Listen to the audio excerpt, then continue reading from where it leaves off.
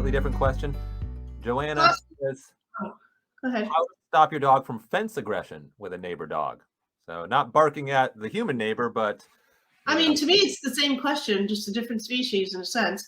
And I'm dealing with this right now. We talked about this in the Friday Live, I think. I've got a fence line that runs many acres with the neighbor, and they have I've been here a year and a half now. They've had a dog that was here when we got here that was, an adult female, pretty mellow. She barked a few times when we first moved here, but my dogs didn't respond, and they just, neutral. And then they got a puppy last summer, and that was fine. He's cute. He's always looking, Labrador. He's looking at us through the fence. But now he's an adolescent Labrador, and he's got a lot of energy, and those dogs are outside all day. And so now when we come and we're doing any activities in the back, he comes over, and my dogs have started orienting to it some more than others, especially my adolescent Malinois, MJ, who thinks, wow, this is so much fun. I didn't know we could do this. And I'm thinking, well, you can't. Don't get your hopes up. We are doing a lot of classical conditioning. The thing is to be fast, right? And if you want it to have to be the emotional response, maybe it's a prolonged reward in the long run, but you've got to hit them with the reward before there's a reaction, if at all possible. So what is that distance from your fence line? I know those dogs are out there, so I don't wait till we get to the fence to start trying to train my dog. I can see her looking for them the minute we step out my door, which is, pretty far from the fence line. So, we start with that. As soon as she, senses them, I'm going to reward her for not reacting, because she's not reacting yet. We're still really far away. She can't even see them. She just knows they're coming. And we gradually work towards the fence. I might have a line on her. I might not. Depends on the day, depends on her energy level.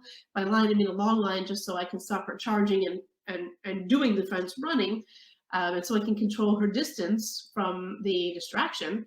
And, within actually, I think 2 sessions, I got her to the point where she'll now look at them and then look at me. Basically, you want the cue for the dog to look to you, as Ian said, with the even with the palm. These are all kind of the same thing. These dogs are reacting to something in their environment. It's overwhelming them, whether it's excitement, fear, stress, hate, love. It doesn't matter. If they're overwhelmed with emotion and to the point where they're not able to contain themselves, pull them back, if at all possible, which it generally is somehow, to an area, a space, a range to where they are able to control themselves, even ever so briefly, and reward that. Give them something else to do.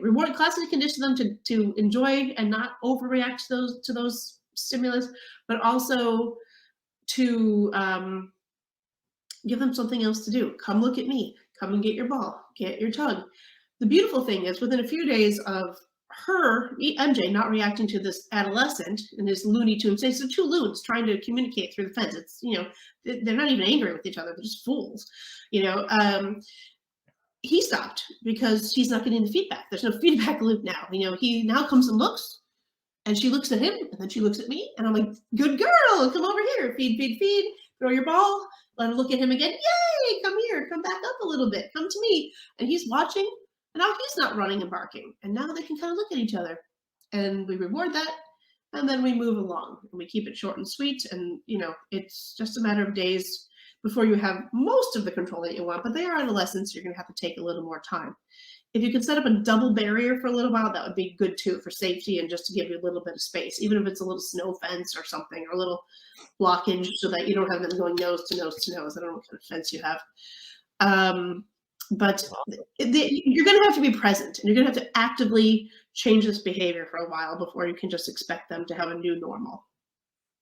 Do you have a noisy dog that turns neighbors into frenemies? If so, watch this next video to learn more about how to stop your dog from barking at your neighbors.